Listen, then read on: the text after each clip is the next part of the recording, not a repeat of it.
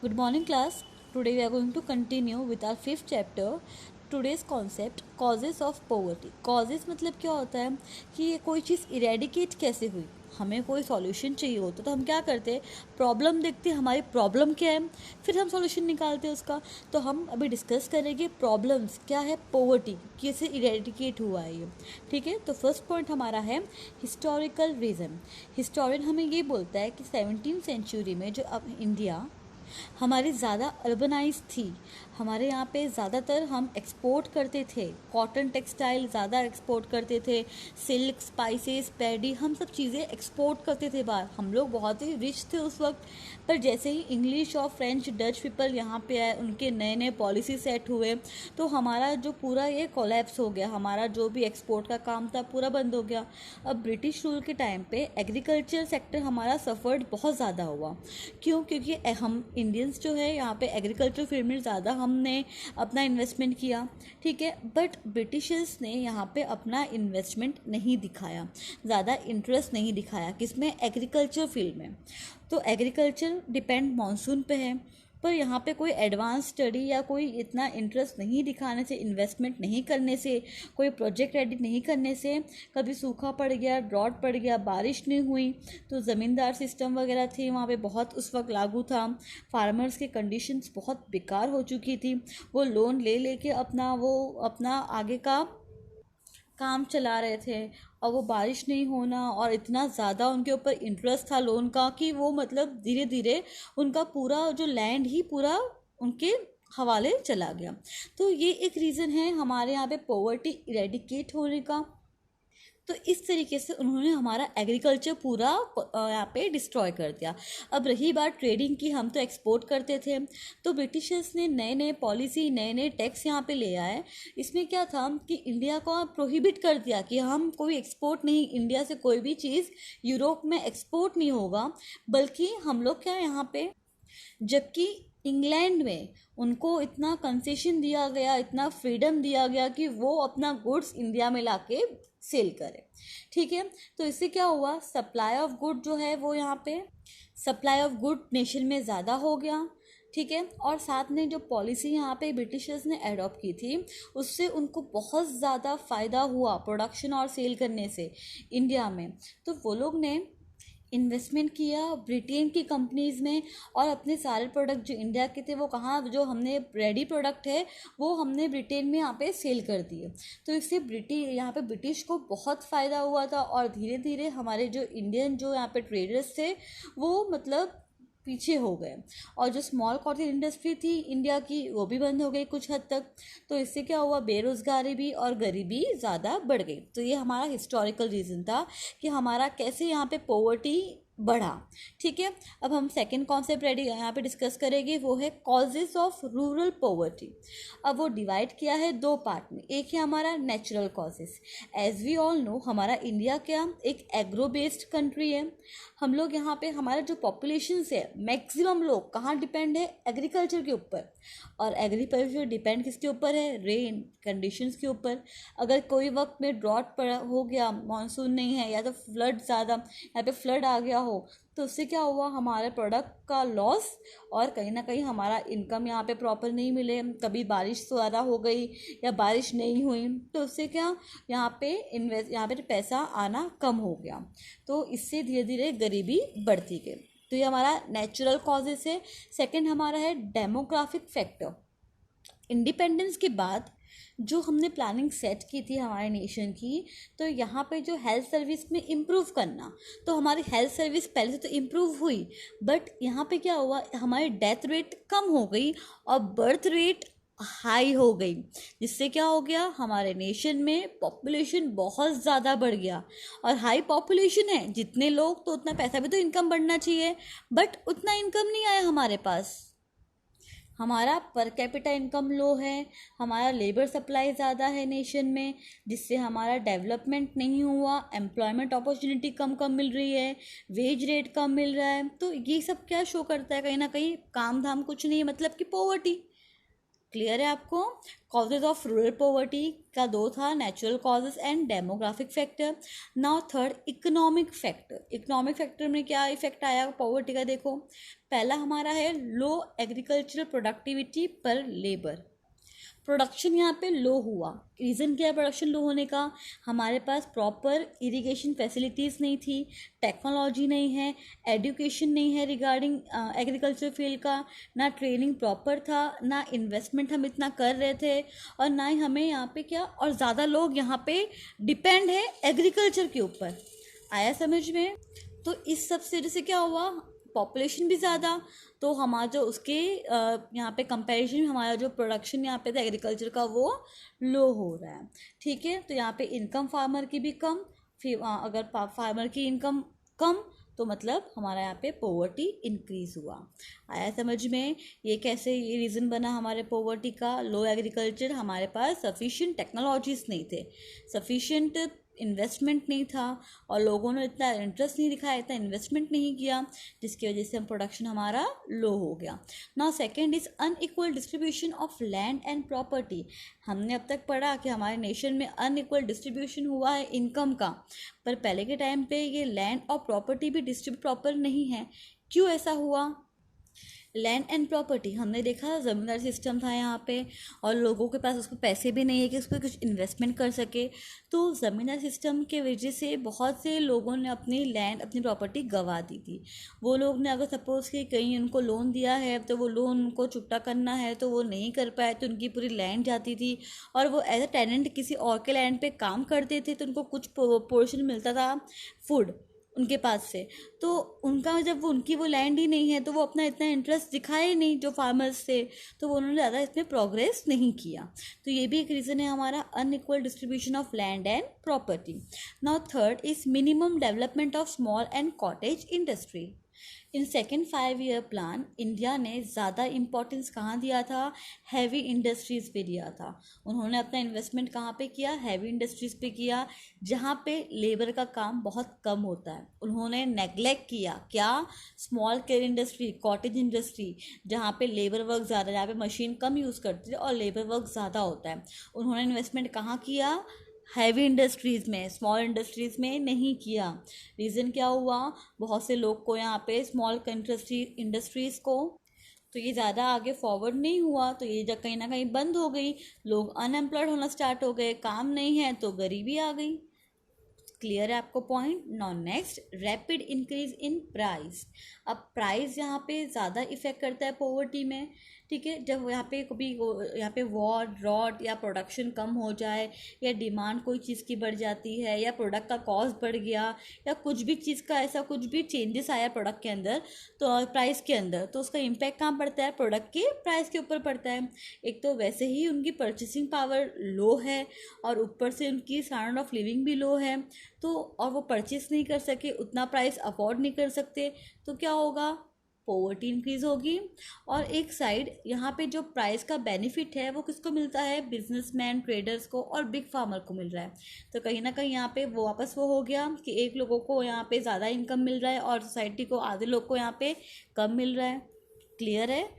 Now next, high rate of unemployment. ये तो हमारा हर पॉइंट में कहीं ना कहीं लिंक्ड ही है, अनएम्प्लॉयमेंट, क्योंकि हमारे जो पुरुष यहाँ पे मैक्सिमम लोग हैं नेशन के, वो डिपेंड किस पे है? एग्रीकल्चर के ऊपर, और एग्रीकल्चर डिपेंड है मानसून के ऊपर। कभी यहाँ पे मानसून प्रॉपर नहीं है, वो सीज़न पे डिपेंड है। अगर मानसून नहीं हुआ, या ऐसा कुछ है कि बहुत पॉपुलेशन जो जॉइंट फैमिली में है, तो भी यहाँ पे मतलब प्रेशराइज किसके ऊपर आ गया? पूरा वो एग्रीकल्चर के ऊपर। तो यहाँ पे उनको फेस करना पड़ रहा है पॉवर्टी।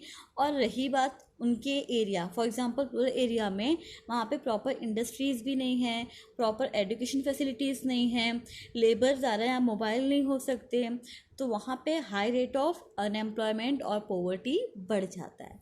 क्लियर है आपको? Okay, now next point, that is social reason. Social reason में क्या होगा? पहला हमारा है लो लेवल ऑफ एजुकेशन।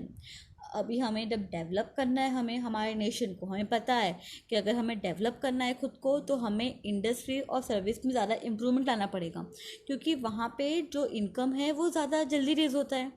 तो वो इंडस्ट्रीज़ में हम कब आ सकते हैं, जब हम एजुकेटेड हो, है ना। एजुकेशन मस्ट है उसके लिए। बट यहाँ पे इंडिया में हमारा लेवल ऑफ एजुकेशन बहुत ही लो है। हमारे यहाँ पे ट्रेनिंग प्रॉपर नहीं मिल रही, स्किल नहीं है, specially rural area, backward areas में। तो यहाँ पे एजुकेशन लोस वगैरह सब लो है। टेक्नोलॉजी का उनको नहीं पता कैसे यूज़ करना है, एग्रीकल्चर सिस्टम के बारे में नॉलेज नहीं है उनको, उनका प्रोडक्ट मार्केट में क्या रेट से जा सकता है उनको कुछ नॉलेज नहीं है। ठीक है, जब उनको एंटायर नॉलेज नहीं है रिगार्डिंग उनके फील्ड का, एग्रीकल्चर का ही, तो कोई भी उनके पास से एक आया ट्रेडर खरीद के लेके गया लो रेट में, तो उनको यहाँ पे कहीं ना कहीं लॉस ही फेस करना पड़ रहा है। This all are happening because of low level of education. Okay, now second is gender inequality. As we all know, ये परंपरा चलती आ रही है पहले से ही इंडिया में। यहाँ पे इनइक्वालिटी कितनी ज़्यादा है, स्पेशली फॉर फीमेल। अब तो वो चलो चेंजेस आ गया है, बट स्टार्टिंग से वही था कि यहाँ पे स्पेशल केयर नहीं देते हम किसको, फीमेल को। और उससे क्या होता है, फीमेल वुमेंस को उनके पास प्रॉपर न्यूट्रिशन नहीं है, उनका वेट में प्रॉपर नहीं होता, वीकनेस आती है। तो उनके जो चाइल्ड बर्थ के टाइम उनके अंदर कुछ प्रॉब्लम होती है। तो उससे क्या, यहाँ पे उनके बच्चों को भी प्रॉपर न्यूट्रिशन नहीं मिलता। ठीक है, तो यहाँ पे जो वर्क एलोकेट किया गया है स्पेशली वुमेन को, कि आपको घर पे ही यहाँ पे काम करना है, बाहर नहीं करना है, और उनको एजुकेशन प्रोवाइड नहीं किया है, उनके पास ज़्यादा अपॉर्चुनिटी नहीं होती वर्क की। और अगर किसको परमिशन मिल भी गई वर्क करने की बाहर, तो उसको एज़ कम्पेयर टू मेल उसको जो पेमेंट है कम मिलता है। तो ये पूरे पॉपुलेशन में से हाफ वुमेन है, इसमें उनको हेल्थ लेवल प्रॉपर नहीं है, उनके पास अपॉर्चुनिटी जॉब को उतनी नहीं मिलती है। तो कहीं ना कहीं इससे हमारा क्या लेवल ऑफ पॉवर्टी भी यहाँ पे इंक्रीज होगा। क्लियर है? ओके, नाउ अदर रीज़न, उसमें फर्स्ट हमारा है वॉर। हमारे इंडिपेंडेंस के बाद इंडिया को दो और यहाँ पे वॉर करना पड़ा अपने नेबर कंट्री, कौन, पाकिस्तान और चाइना से। इस वॉर में उनके पास लिमिटेड यहाँ पे रिसोर्स थे, वो प्रोडक्शन पे स्पेंड किया, और दूसरा इंपोर्ट करने में जो भी हमें यहाँ पे रिक्वायर्ड था, आर्म्स, एम्यूशन, वो सब हमने वहाँ बाहर से इंपोर्ट किया। तो हमारे पास जो लिमिटेड रिसोर्स था हमने यहाँ पे खर्च कर दिया। तो इससे क्या हुआ, प्रोडक्शन कम है हमारा, और ये वॉर के चलते हमें कहीं आगे चल के स्कैरसिटी ना हो, कम ना पड़ जाए फूड फ्यूचर में, तो लोगों ने अपने फूड ग्रेन्स, क्लोथ, फ्यूल ये सब स्टोर करना स्टार्ट कर दिया। अब जब लोग स्टोर करना स्टार्ट कर दिए, मार्केट में नहीं ला रहे, बाद में लाएंगे उसको, मार्केट में निकालेंगे, तो क्या होगा, प्राइस बढ़ जाएगा। हमने ये चैप्टर किया है डिमांड सप्लाई में 11th में, कि वो स्टोर करके रखा है, बाद में इनको बाहर निकाला तो उसका प्राइस क्या हो जाता है, इंक्रीज। तो ये वॉर की वजह से भी हमारा कहीं ना कहीं इकोनॉमिक प्रॉपर डेवलप नहीं हुआ, और हमने ज़्यादा खर्चे कहाँ पे किए, एक्सपेंडिचर पे नहीं किए, बल्कि हमने क्या, बाहर के जो हमें जो चाहिए थे, डिफेंस के लिए जो चीज़ चाहिए था या कुछ भी चाहिए था, वो हमने उस पर अपना इन्वेस्टमेंट कर दिया। ये भी एक रीज़न है हमारे पोवर्टी का। Now second is increase in defence expenditure. जैसे हमने कहा हमें यहाँ पे फाइटिंग वगैरह के लिए missile, fighter plane, tank, submarine सब चाहिए, तो ये सब में हमने इन्वेस्टमेंट ज़्यादा किया, हमने ये चीज़ें ज़्यादा इसमें हमने इंक्रीज़ किया। तो इससे क्या होगा, हमने ज़्यादा पैसे कहाँ खर्च कर दिए नेशन में, हमने सिर्फ डिफेंस चीज़ एक्सपेंडिचर पे खर्चे कर दिए। तो हमारे पास जो कम लॉट बचा वो हमारे इकोनॉमिक पे ऊपर खर्चे हो गए। तो इससे हमारा क्या होगा, पॉवर्टी तो बढ़ेगी ना, क्योंकि हमारे इकोनॉमिक डेवलपमेंट के लिए पैसे कम खर्च हो रहे और हमारे डिफेंस एक्सपेंडिचर ज़्यादा हो रहे। तो ये भी एक रेट है हमारे यहाँ पे पॉवर्टी इंक्रीज़ करने का। Now last, defective policies. तो डिफेक्टिव पॉलिसी क्या, हमारे इकोनॉमिक डेवलपमेंट जो रैपिडली इंक्रीज़ हो रहा है। हमारा सेकेंड 5 ईयर प्लान, यहाँ पे हमने क्या डिसाइड किया था कि हम अपने हैवी इंडस्ट्रीज़ को प्रायोरिटी ज़्यादा देंगे। जैसे हम हैवी इंडस्ट्रीज़ पे ज़्यादा इन्वेस्टमेंट करेंगे, उनको बहुत आगे बढ़ाएंगे। उन्होंने ये सोचा कि हम अगर ये यहाँ पे पॉलिसी न्यू लेकर आए, इंडस्ट्रीज़ में ज़्यादा इन्वेस्टमेंट किया, लोगों को जॉब मिल जाएगा, हम लोगों यहाँ पे अनएम्प्लॉयड नहीं रहेंगे, और उनको पॉवर्टी कम हो जाएगी, ये सोच के उन्होंने इन्वेस्टमेंट ज़्यादा कहाँ पे किया, इंडस्ट्रीज़ पे किया। बट हमारे पास लेबर ज़्यादा है तो हमें यहाँ पे वो मैच नहीं हो पाया, तो बहुत से प्रॉब्लम्स क्रिएट हुए, लोगों को जॉब नहीं मिली, तो वो लोग सब का कन्वर्ट कहाँ पे हो गए, पॉवर्टी में आ गए। और दूसरी बात, जो भी प्लान करती है गवर्नमेंट, अब गवर्नमेंट की पॉलिसी भी बदलती रहती है, कभी कोई गवर्नमेंट आकर कोई रूल रेडी कर दिया, कोई और रूलिंग गवर्नमेंट है उसका कुछ अलग रूल है, तो इसकी वजह से कहीं ना कहीं ये पूरा हमारा डिफेक्टिव, हमारी पॉलिसी प्रॉपर सेट नहीं है, जिसकी वजह से हमारे यहाँ पॉवर्टी यहाँ पे इंक्रीज़ हो गया। तो ये सब रीजंस थे हमारे कॉजेज़ ऑफ पॉवर्टी, पॉवर्टी कैसे यहाँ पे इरेडिकेट हुए थे। अब हम इसके सॉल्यूशन, अब हम क्या मेजर्स ले कि हमारा पॉवर्टी कम हो जाए, वो डिस्कस करेंगे। So first is to increase agriculture productivity. हमने डिस्कस क्या किया उस पॉइंट में, यही कहा था कि हमारा एग्रीकल्चर प्रोडक्टिविटी कम है क्योंकि हमने इन्वेस्टमेंट नहीं किया इसके अंदर। हमने ज़्यादा यहाँ पे किसको प्रायोरिटी दिया, हैवी इंडस्ट्रीज़ को दिया, इन्वेस्टमेंट वहाँ किया। तो अभी हमें ज़्यादा इन्वेस्टमेंट कहाँ करना होगा, एग्रीकल्चर प्रोडक्टिविटी में। हमारे फार्मर्स को हम नॉलेज प्रोवाइड करेंगे इसके रिगार्डिंग, उनके प्राइस के रिगार्डिंग, और टेक्नोलॉजी के बारे में बताएंगे, और यहाँ पे हम इम्प्रूव करेंगे इंफ्रास्ट्रक्चर ताकि उनको मैक्सिमम प्राइस मिल सके उनके प्रोडक्शन पे। तो इससे क्या होगा, फार्मर्स के भी अंदर भी एक उनका एक्स्ट्रा वर्क करने का भी उनके अंदर ये स्टार्ट होगा कि इसमें हम इन्वेस्टमेंट कर सकते हैं, तो इन्वेस्टमेंट करेगी। इसलिए यहाँ पे हमारा फर्स्ट स्टेप क्या है मेजर का, कि हमें इंक्रीज़ करना है एग्रीकल्चर प्रोडक्टिविटी। ओके, तो उससे क्या होगा, हमारा एम्प्लॉयमेंट भी कम हो जाएगा और लोगों को जॉब वगैरह मिल जाएगा, तो कहीं ना कहीं गरीबी कम हो जाएगी हमारी। यहाँ पे एक पॉइंट हुआ ना। Second is development of small scale industry. हमने कॉल्स में क्या देखा था कि हमने ज़्यादा इंपॉर्टेंस कहाँ दिया, हैवी इंडस्ट्रीज़ पे दिया, स्मॉल स्केल में नहीं दिया, जो कि वो बंद हो गई और बहुत लोग यहाँ पे अनएम्प्लॉयड हो गए, और जिसकी वजह से वो फिर पॉवर्टी में हो गए, आ गए। ठीक है, तो अभी हमें ज़्यादा यहाँ पे ध्यान कहाँ देना है, स्मॉल स्केल में। क्यों? क्योंकि यहाँ पे लेबर वर्क ज़्यादा है, हमारे इंडिया में लेबर सप्लाई ज़्यादा है। अगर हम मशीन वाले काम करेंगे तो वहाँ पे कम ही लोग लगेंगे हमें। But small scale cottage industry में क्या होता है, यहाँ पे ज़्यादा लोग, यहाँ लेबर्स के यहाँ पे काम होगा, तो इसका मतलब ज़्यादा लोग को यहाँ पे एम्प्लॉयमेंट मिलेगा। एम्प्लॉयमेंट मिला तो पॉवर्टी रिड्यूस हुई। आया पॉइंट समझ में? Now next, development of unorganise sector.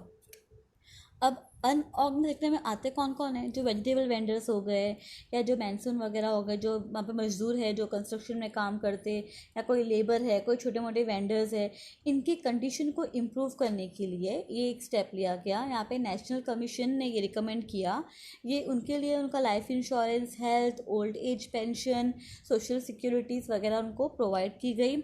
उसके साथ साथ यहाँ पे स्मॉल और जो मार्जिनल फार्मर्स है उनको इरिगेशन फैसिलिटी प्रोवाइड की गई, और साथ में उनको लोन दिया गया ताकि वो कुछ इन्वेस्टमेंट कर सके आप अपने फील्ड में। तो इस वजह से हम यहाँ पे डेवलपमेंट हुआ है किसमें, अनऑर्गेनाइज सेक्टर में। Now next, uses of appropriate tax policy. Okay, तो हमारा मेन यहाँ पे रीज़न क्या है कि हमारे पास तो इनकम इनइक्वली डिस्ट्रीब्यूट है ना। तो यहाँ पे टैक्स में इन्होंने क्या गवर्नमेंट ने किया कि जो रिच पीपल है उनसे वो हाई टैक्स लेती है, और जो मिडिल क्लास या लो में है उनसे वो लो टैक्स लेती है। तो यहाँ पे जो कलेक्शन ऑफ टैक्स है वहाँ पे चेंजेस किया है, और इससे क्या हुआ, गवर्नमेंट ज़्यादा एक्सपेंस कर सके किसके ऊपर, वेलफेयर, जो पुअर पीपल है उनके ऊपर देख रेख कर सके, कुछ सोशल काम कर सके, जिससे क्या होगा, हमारा इनकम इनइक्वल डिस्ट्रीब्यूट हो और पॉवर्टी भी कम हो जाए। क्लियर है ये पॉइंट, टैक्स कैसे यहाँ पे हम काम करेंगे रिड्यूस करने के लिए poverty. Now next, rise in human capital investment. जो डेवलप नेशन होती है ना, वो ज़्यादा अपना इन्वेस्टमेंट कहाँ करती है, ह्यूमंस के ऊपर करती है, उनको उनका स्किल डेवलप करना, उनको एजुकेट करना। तो उससे क्या होता है, पॉवर्टी कम हो जाता है। अगर हाई लेवल ऑफ एजुकेशन है, अगर प्रॉपर उनके पास अपॉर्चुनिटी, उनके पास स्किल अच्छी है, तो उनके पास वर्क के भी चॉइस अच्छे अच्छे मिलते हैं, जिससे क्या होगा, वहाँ पे प्रोडक्शन भी बढ़ेगा, वर्कर को जॉब मिल जाएगा, उनको वेजेस जो उनको मिलती है मजदूरी वो भी हाई हो जाएगा। तो हम कंटिन्यू इन्वेस्टमेंट करेंगे ह्यूमन के ऊपर, तो कहीं ना कहीं हमें आगे उससे कुछ प्रॉपर इम्प्रूवमेंट देखने मिलेगा। क्लियर है? तो जितना हो सके हमें ह्यूमन पे यहाँ पे इन्वेस्टमेंट ज़्यादा करना है। ठीक है, now next, good and service at reasonable rate. Okay, so हमें अभी जब हमें पता है कि पॉवर्टी का एक रीज़न हमारे यहाँ पे क्या है, प्रॉपर न्यूट्रिटिव फूड्स नहीं मिलता, पुअर पीपल को, तो उनको एक फूड सिक्योरिटी प्रोवाइड करना, उनको न्यूट्रिशन फूड देना और एकदम रीजनेबल रेट पे। तो गवर्नमेंट ने एक स्टेप लिया, एक रेशन शॉप होती है, वहाँ पे आपको जो बेसिक फूड्स वगैरह होते हैं, जो वीट है या फ्लोर हो गए या तो कोई भी राइस या ऑयल, आपको बहुत ही रीज़नेबल रेट में मिलता है। तो ये रेशन शॉप से वहाँ पे क्या, जब भी ड्रॉट सूखा वगैरह पड़ गया या फिर उनके पास पैसे कुछ नहीं है, तो उस वक्त ये जो सप्लायर्स है, पब्लिक डिस्ट्रीब्यूशन सिस्टम है, ये लोग ज़्यादा ध्यान देती है ताकि जो पुअर पीपल है उनके बेसिक नीड को फुलफिल कर सके। क्लियर है ये कैसे काम करते हैं, good and service reasonable rate पे। Okay, now 7th, employment programme. Government ने बहुत अलग अलग प्रोग्राम सेट किए थे लोगों को काम देने के लिए, तो हम लाइन वाइज यहाँ पे डिस्कस करेंगे। तो पहला हमारा है सेल्फ एम्प्लॉयमेंट प्रोग्राम।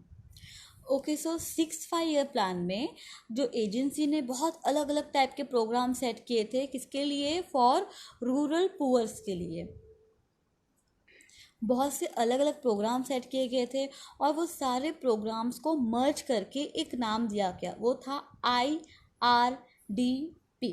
उसका फुल फॉर्म होता है इंटीग्रेटेड रूरल डेवलपमेंट प्रोग्राम। ये सेट कब किया गया था, 2 अक्टूबर 1980 में। ये आपको 2 अक्टूबर 1980 में ये मर्ज करके IRDP हो गया था। बहुत से यहाँ पे स्कीम जो रेडी किए थे गवर्नमेंट ने प्रोग्राम, तो यहाँ पे ये प्रोग्राम्स है जो फोकस करते हैं किसके किसके लिए मोस्टली बनाया गया था, ये स्मॉल एंड मार्जिनल फार्मर्स के लिए, एग्रीकल्चरल लेबर्स के लिए। तो कौन से प्रोग्राम्स हैं यहाँ पे फॉलोइंग सेल्फ एम्प्लॉयमेंट में इंक्लूड थे, ये नाम दिया हुआ है। देखो, पहला हमारा था integrated rural development programme IRDP। TRYSEM मतलब training of rural youth and for self employment. DWCRA development of women and child in rural areas. MWS million well scheme. SITRA supplying improve tool kit to rural artisans. 6 Ganga welfare scheme. तो ये सब यहाँ पे programme set किए गए थे for a self employment. ठीक है, तो ऑन 1 अप्रैल 1999, अंडरलाइन करना है इसको, IRDP और बाकी सारे प्रोग्राम को मर्ज करके एक नाम दिया गया, वो है सुवर्ण जयंती ग्राम स्वरोजगार योजना। इस स्कीम के अंदर क्या था, जो रूरल एरियाज़ है उनको डेवलप करना है, स्मॉल ट्रेड को, साथ में सेल्फ हेल्प ग्रुप प्रोवाइड करना जिसमें उनको फैसिलिटी देना, technology, loan facility, market for financial goods, ये सब प्रोवाइड करना। क्लियर है, तो ये हमारा था सेल्फ एम्प्लॉयमेंट प्रोग्राम। अब हम डिस्कस करेंगे वेज एम्प्लॉयमेंट स्कीम। ये स्कीम का क्या था, ये एक स्ट्रेटेजी है हमारी पॉवर्टी को कम करने का। ठीक है, इसके बहुत से ऑब्जेक्टिव्स है, वो क्या हम डिस्कस करेंगे। In wage employment scheme focus was, किसको फोकस किया लोग ने, poor who do not have any other source of income then physical labour. ये मोस्टली उनके लिए था जो मतलब जो पुअर पीपल जो इसके पास इनकम आने का कोई सोर्स नहीं है। ठीक है, जो खाली मजदूरी कर सकते हैं, उसके अलावा कोई सोर्स नहीं है पैसे आने का। तो इस स्कीम के अंदर क्या था, उनको सेल्फ एम्प्लॉयमेंट प्रोवाइड किया गया। कभी स्लैक सीजन, जो सीज़न में मतलब कि यहाँ पे खाली स्लैक सीजन में नहीं, मतलब कि जब खाली उनका कभी उन्होंने एग्रीकल्चर किया, वो उनका काम हो गया और फिर कभी वो ऑफ बैठ गए, ऐसा नहीं। उसके अलावा भी जब भी कोई फ्लड आ गया या कहीं पे ड्रॉट है, कहीं स्कैरसिटी, वहाँ पे कोई हेल्पर की चाहिए, तो उनको यहाँ पे एज अ एम्प्लॉयमेंट उनको यहाँ पे जॉब मिलती थी। ठीक है, उसके अलावा यहाँ पे इंफ्रास्ट्रक्चर सर्विस को डेवलप किया गया, कहाँ पे, रूरल एरिया में। इन्होंने ट्राइड किया कि इनकी जो लेबर्स है उनको प्रॉपर सैलरी मिल सके। तो इस स्कीम के अंदर क्या इंक्लूड था, जवाहर रोजगार योजना, employment assistant scheme. Okay, now third, that is Prime Minister Rozgar Yojana. In the decade of 90s, employee generation in organized sector was stagnant and public sector negative growth was noticed.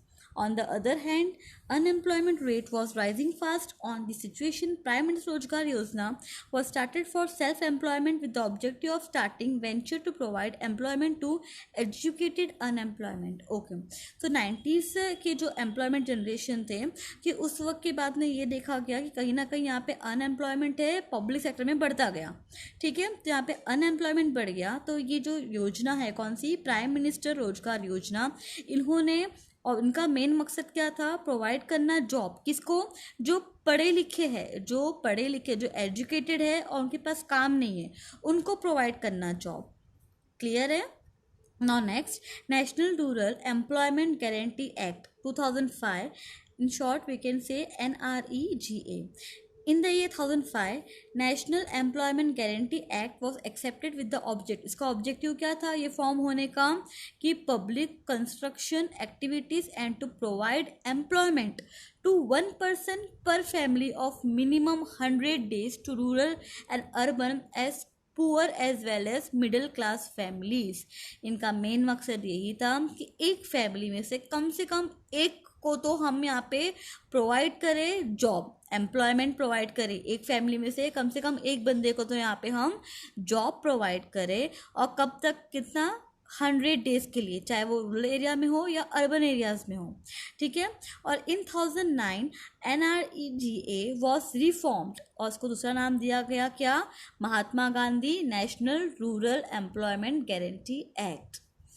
Okay, ये सब अलग अलग employment के यहाँ पे scheme programmes थे जिनका अलग अलग ऑब्जेक्टिव सेट किया गया था।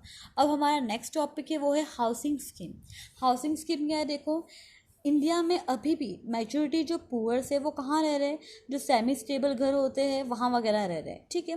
तो इसका ऑब्जेक्टिव क्या था 56 में, कि यहाँ पे इंदिरा आवास योजना ये स्टार्ट किसके लिए था, मेन जो पोर्टलैंड के बिलो में रह रहे या कोई शेड्यूल कास्ट वगैरह है उनके लिए ये योजना बनाई गई थी। इन 1314 राजीव गांधी योजना वॉज इम्प्लीमेंट, क्यों हुआ था इम्प्लीमेंट, क्या इम्प्रूव करने के लिए, housing of those who reside in hut, जो भी यहाँ पे हर्ट में रह रहे उनके लिए यहाँ पे हाउसिंग रेडी करना, हाउस रेडी करना। और अर्बन एरिया में जो पीपल स्लम्स में रह रहे उनको यहाँ पे क्या, proper water, toilet, electricity provide करना, ये इनका बेसिक ऑब्जेक्टिव था। और due to fast increasing problem of dwelling in urban area, जब प्रॉब्लम ज़्यादा बढ़ने लगी, from 25 June 2015 for urban poor prime minister Awas Yojana was started. और हाउसिंग स्कीम इतना इम्पॉर्टेंट हो गया था उस वक्त, इनका मेन पर्पस क्या था कि इसके साथ साथ यहाँ पे लोगों को हम एम्प्लॉयमेंट भी प्रोवाइड कर सके।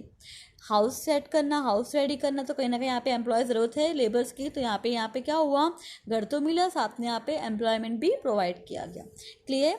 अभी आपका नेक्स्ट टॉपिक है वो है सोशल सिक्योरिटी। ये क्या है हमारा, सोशल सिक्योरिटी क्या होता है, हमारा एक स्ट्रेटेजी है जो हमारे पॉवर्टी को कम करने के लिए, हमने जो भी डिस्कस किया वो सब यहाँ पे हमारा पॉइंट है जिससे हम अपना यहाँ पॉवर्टी कम कर सकें।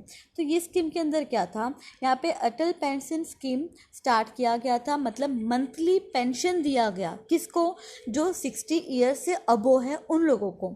इस स्कीम के अंदर क्या था, जो भी 18 से 70 ईयर्स और पीपल है उनका यहाँ पे इंश्योरेंस, एक्सीडेंट का इंश्योरेंस 2 लाख तक का ओपन किया गया, जहाँ पे उनको मिनिमम पे करना पड़ा पैसा, कितना, 12 रुपीज़।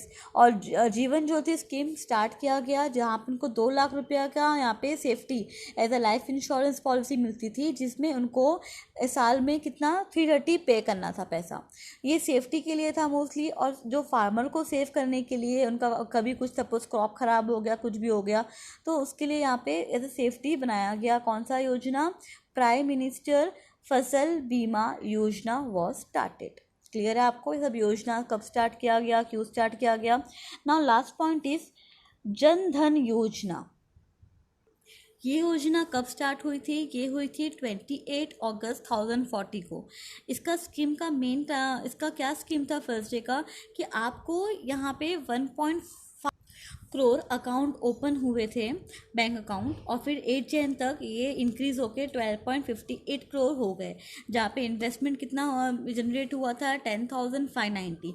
अब इसका इम्पॉर्टेंस क्या है, जनधन योजना का अकाउंट तो ओपन हो गए, बट रीज़न क्या था, इसका मेन ऑब्जेक्टिव क्या था, हमारा जो बैंकिंग फैसिलिटी है उसको इंक्रीज़ करना और रिड्यूस करना पैसे का इनइक्वालिटीज़। ये योजना का स्टार्ट करने का मेन मकसद ये था कि हमारे फार्मर्स को सब्सिडी मिल सके, जो पुअर फैमिलीज है उनको सब्सिडी मिल सके, डायरेक्टली उनके बैंक अकाउंट में चला जाए। गवर्नमेंट पहले से हेल्प कर रही है बट पैसे उन तक पहुंचते नहीं थे, तो ये योजना से क्या उनको सब्सिडी प्रोवाइड होती है डायरेक्ट उनके बैंक अकाउंट पे। और इसका मेन था ये फीचर है स्कीम का कि इसमें आप बैंक अकाउंट ओपन कर सकते हो ज़ीरो बैलेंस में, और after 5 month of opening account आपको 5,000 का ओवरड्राफ्ट मिलेगा। आपको 5,000 रुपीज़ अवेलेबल आपके अकाउंट में आ जाएंगे। तो इस स्कीम से क्या हुआ, 26 जनवरी 15 में बेनिफिट हुआ। यहाँ पे बेनिफिट दिया गया किसका, लाइफ इंश्योरेंस पॉलिसी का भी। इन शॉर्ट इसका बेसिक ऑब्जेक्टिव क्या था कि लोगों को उनको पैसा मिल सके प्रॉपरली उनके हाथ में जा रहे, तभी यहाँ पे उनका बैंक अकाउंट ओपन करवाया गया, स्कीम रेडी किया कि जिससे बहुत लोग आए और अपना अकाउंट ओपन करवाए और उनको उनकी प्रॉपर सब्सिडी, जो मिडिल क्लास है, जो पुअर फैमिली से, उनको सब्सिडी मिल सके। क्लियर है? तो यह we are ending with our 5th chapter. Okay, thank you, have a nice day.